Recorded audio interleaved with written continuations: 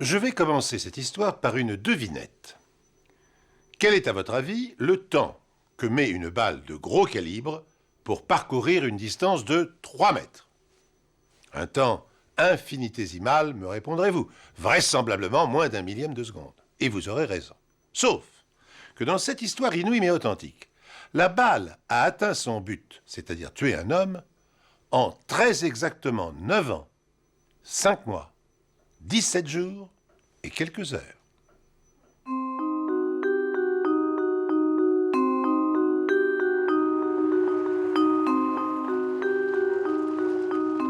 Nous sommes dans la ferme du Vieil Orme. C'est ici, dans cet endroit charmant et paisible, que le drame des frères Jausan a eu lieu. C'est Daniel Pia, capitaine de gendarmerie, qui a suivi cette affaire de meurtre.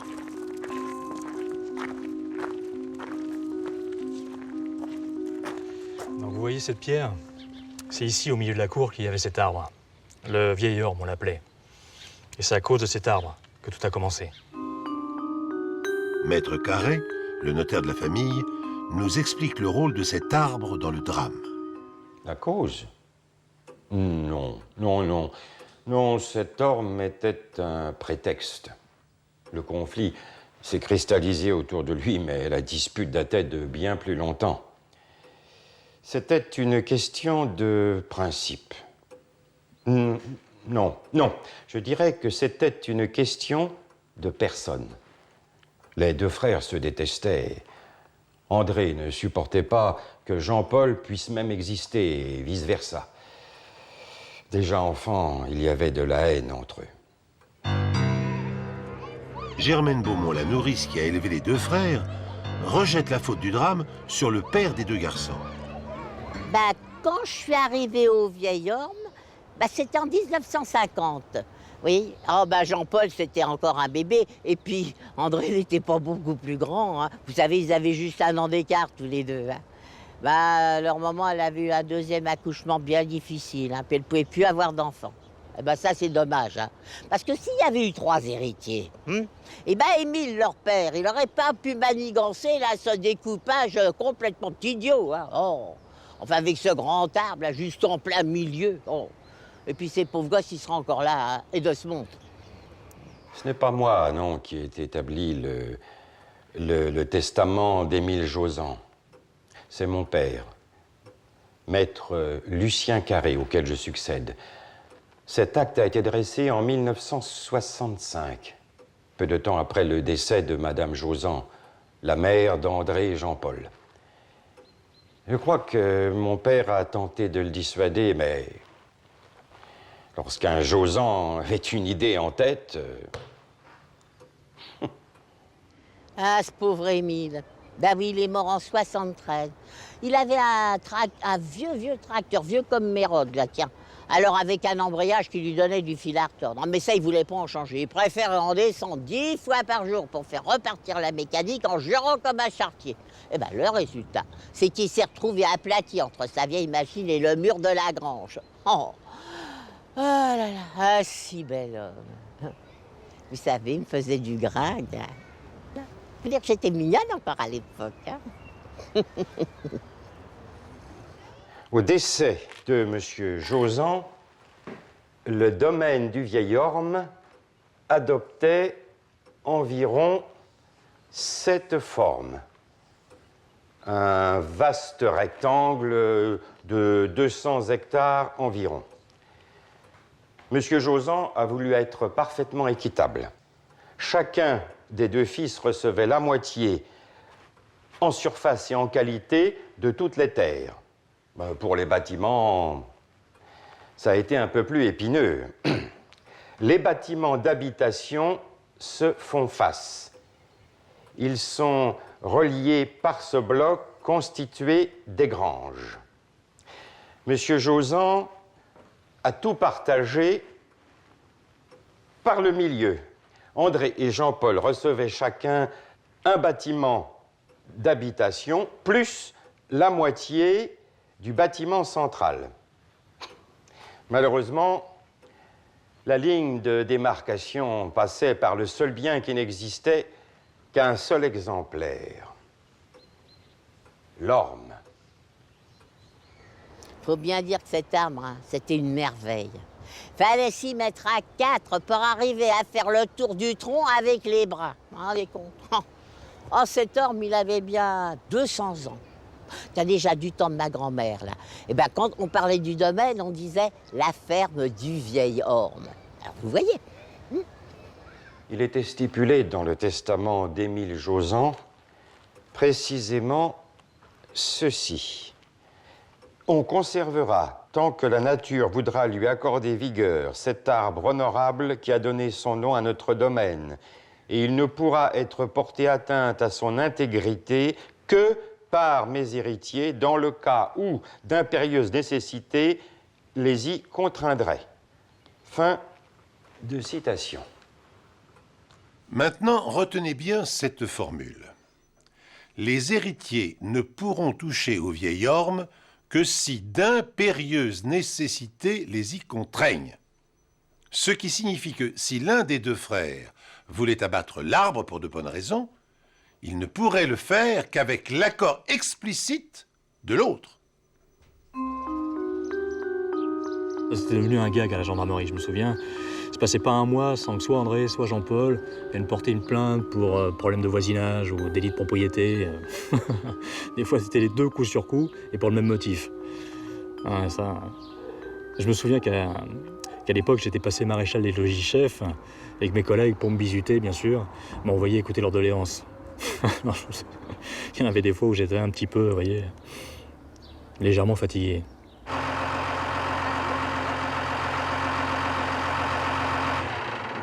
Branko Tanovic est ouvrier agricole.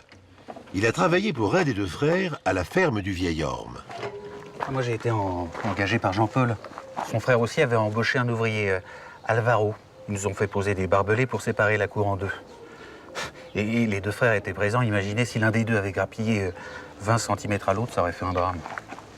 Comme l'exploitation d'origine était coupée en deux, chacune des moitiés devenait trop petite pour être rentable. Ils se sont endettés tous les deux pour acheter des terres supplémentaires. Et ça a été le motif, non pas d'une querelle comme depuis des années, mais d'un conflit plus grave. Monsieur Pouchelet, un paysan à la retraite, vendait une de ses terres. André, Jean-Paul et la coopérative agricole de la commune se sont battus pour l'acheter. Je vous passe sous silence les coups bas entre les deux frères. Résultat, par peur de se mettre à dos l'un des frères Jausan, Monsieur Pouchelet a cédé son terrain moins cher à la coopérative. Non, puis chacun accusait l'autre d'avoir fait capoter l'affaire. Ils se sont retrouvés au milieu de la cour, au seul endroit où il n'y avait pas de barbelés. Ils se sont empoignés. Alors Alvaro et moi, on a empoigné chacun notre patron, puis on les a séparés. Mais à partir de là, ils ne sont plus du tout adressé la parole. C'était déjà pas très drôle, mais alors après, ça n'a fait qu'empirer. Hein. Alors j'avais beau essayer d'en convaincre l'un ou l'autre d'aller habiter ailleurs. Enfin, c'est pas les fermes vides qui manquent, là, dans le pays, hein. Oh, rien à faire, hein. Ils ont aussi têtu l'un que l'autre. Hein. Et puis, céder la place, hein, ça serait comme baisser la culotte, hein. Alors, quand Jean-Paul a voulu commencer à toucher à l'arbre, alors là, moi, j'ai très bien compris que c'était fichu. Eh oui, toucher à une seule des branches du vieil orme, c'était l'équivalent d'une déclaration de guerre. Oh, l'arbre, il était devenu géant. Surtout en largeur. Non, les voitures passaient en dessous, mais Jean-Paul s'est acheté un camping-car. Alors là, évidemment, avec le camping-car, ça passait plus du tout. Et il a voulu couper les branches du bas. Comme les deux frères ne se parlaient plus du tout, Jean-Paul m'a demandé de jouer les intermédiaires. André a refusé par principe et se référant au testament du père Jausan. Le passage d'un camping-car ne pouvait pas être considéré comme une nécessité impérieuse. C'est les termes dont il s'est servi exactement. J'ai donc conseillé à Jean-Paul de renoncer ou d'intenter une action en justice. Oh là là, si ces fichus garçons n'avaient pas eu ce caractère de cochon, là. Oh. En sortant de chez le notaire, Jean-Paul est allé au café. Il est rentré pas mal bourré, puis il a continué à picoler pendant le repas. Il disait qu'André allait le regretter. J'ai dû le coucher tellement il était bourré. Je l'ai été réveillé en sursaut, là, à minuit. Il y avait un de ces boucans dans la cour. Alors, je suis allé à la fenêtre pour voir. Ah ben, il y avait le Jean-Paul, là, en plein milieu de la cour, avec toutes les lumières allumées autour. Et il avait même ouvert les phares de sa voiture pour éclairer l'arbre. Et il tenait dans sa main la tronçonneuse en marche et il hurlait. Et puis il a gueulé sous les fenêtres de son frère jusqu'à ce qu'il descende. « Viens voir qui gueulait! Je viens de passer de ton autorisation, tu sais ce que je vais faire? Je vais couper toutes les branches de mon côté. Tu t'auras qu'à me faire un procès si tu veux, puis dépenser tout ton fric avec les avocats. » Malheureusement, la tension va monter jusqu'au drame. Non mais de les voir se disputer comme ça, moi ça me rendait malade. Oh. Mais le Jean-Paul, il était sorti là avec la tronçonneuse juste pour emmerder son frère. C'est-à-dire Jean-Paul, il a juste coupé une branche, mais pas une grosse branche, une branche basse qui pendait. Je sais pas s'il avait l'intention d'aller au bout de ce qu'il disait. André, lui, pour l'instant, il était resté dans sa chambre. Hein. Et il les regardait là par la fenêtre. Et puis quand il a vu ça, eh ben, il est redescendu dans la cour en pyjama. Mais il avait pris son fusil avec lui. Après la tronçonneuse, le fusil, l'affaire empire. C'est avec ça que tu comptes m'empêcher qu'il rigolait, Jean-Paul. Mais je sais bien que t'oseras pas tirer. T'es qu'une grande gueule. C'est tout ce que t'es, puis c'est ce que t'as toujours été. André a sorti une balle, il lui a montré. Il a dit, tu vois, c'est pas du gros sel. Tout ce qui me reste, c'est des balles à ailettes. Et je te jure que tu vas y avoir droit. Les balles à ailettes sont utilisées pour la chasse au très gros gibier. Vous voyez, elles comportent des ailettes qui la font vriller dans l'air. C'est fait en plomb, donc c'est très très lourd et très dangereux. Ben, je te jure que je t'en expédie une. Si jamais tu touches à mon arbre, qui criait André. Oh, Jean-Paul, là, il a ricané, il a craché par terre, puis il est retourné vers l'arbre, là, puis il a avancé. André a tiré, la balle est partie dans son dos, et elle est passée à ça de Jean-Paul, j'en jurerais. Elle est allée s'éclater dans le tronc du vieil homme. Un vrai coup de chance. Alors Jean-Paul, il a foncé sur André, là, la tronçonneuse à la main. J'ai cru qu'il allait le couper en deux. Il a donné un grand coup de tronçonneuse dans le fusil. André a lâché le fusil, évidemment. Jean-Paul a laissé tomber la tronçonneuse. Ils se sont précipités tous les deux sur le fusil. Ils ont failli y arriver en même temps. On a entendu un coup de fusil dans la cour. Mais qui avait tiré? On était complètement perdus, nous, avec tout ce remue-ménage, là. Alors on a vu les deux gamins, là, face à face. Les jambes d'André se sont pliées. Il est tombé à genoux. Et puis il s'est couché sur le côté. Et dans la bagarre, André est mortellement touché par son propre fusil. Nous sommes arrivés sur les lieux en même temps que le SAMU. André Jausan était encore en vie, enfin, pas encore mort. Attends, je vais essayer de vous décrire la scène le plus proprement possible. Le projectile lui était rentré par le front et était ressorti par le haut du crâne. Le pauvre homme gisait au sol, immobile. Je pense que son cerveau fonctionnait encore, puisque quand je me suis rapproché de lui, j'ai vu ses lèvres remuer. Et donc d'ailleurs, je l'ai notifié dans mon rapport, j'ai entendu distinctement cette fameuse phrase « Est-ce que j'aurai le droit de me venger ?» Ouais. Est-ce que j'aurai le droit de me venger? Est-ce que j'aurai le droit de me venger? Cette phrase, invraisemblable, prononcée par un moribond, a été consignée dans le rapport de gendarmerie. Elle est si extravagante qu'elle fait le tour du village et obsède le capitaine Piat. Le procès a lieu. Il est constaté qu'après avoir essuyé un coup de feu, Jean-Paul Jausan a arraché le fusil des mains de son frère et qu'il a tiré en état de légitime défense. Le jury lui reconnaît des circonstances atténuantes et le condamne à 10 ans de réclusion. Les Jausan n'avaient pas de famille, pas d'associés pour reprendre la ferme. Elle a été vendue aux enchères. La coopérative agricole s'est portée acquéreur. Mais seulement des terrains. Les bâtiments ont été laissés peu à peu à l'abandon.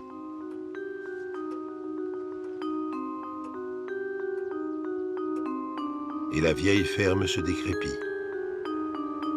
Vous savez ce que c'est dans les coins où il se passe pas grand-chose. La maison du malheur, une bâtisse délabrée, qui a été reconstruite d'ailleurs depuis. Voilà, les gamins ont dû jouer une ou deux fois dans le coin, apercevoir une silhouette, sûrement un vagabond qui dormait là, tout simplement. Bon, ça y est, la légende était partie. Le village avait son fantôme. Le vengeur errant cherchant son assassin de frère. Vous voyez? Et pourtant, l'histoire ne s'arrête pas là. La vengeance d'André est en marche.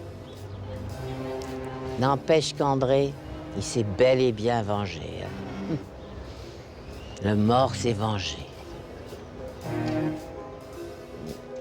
Et Jean-Paul Josan a bénéficié d'1 an de remise de peine pour bonne conduite. Et son premier réflexe en sortant de prison, c'était de retourner à la ferme pour détruire le vieil orme. Et là, il a employé vraiment les grands moyens. Il est rentré sur un chantier pour y dérober de la dynamite.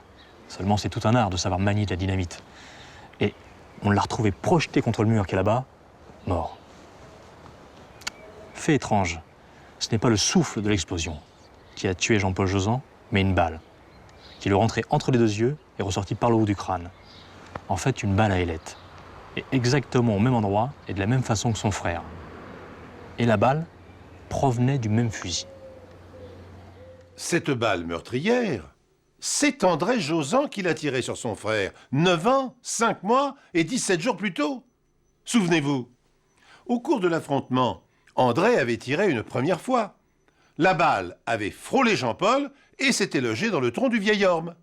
Près de 10 ans plus tard, lorsque la charge de dynamite explose, elle expulse le projectile hors de l'écorce avec une formidable violence et frappe Jean-Paul entre les yeux.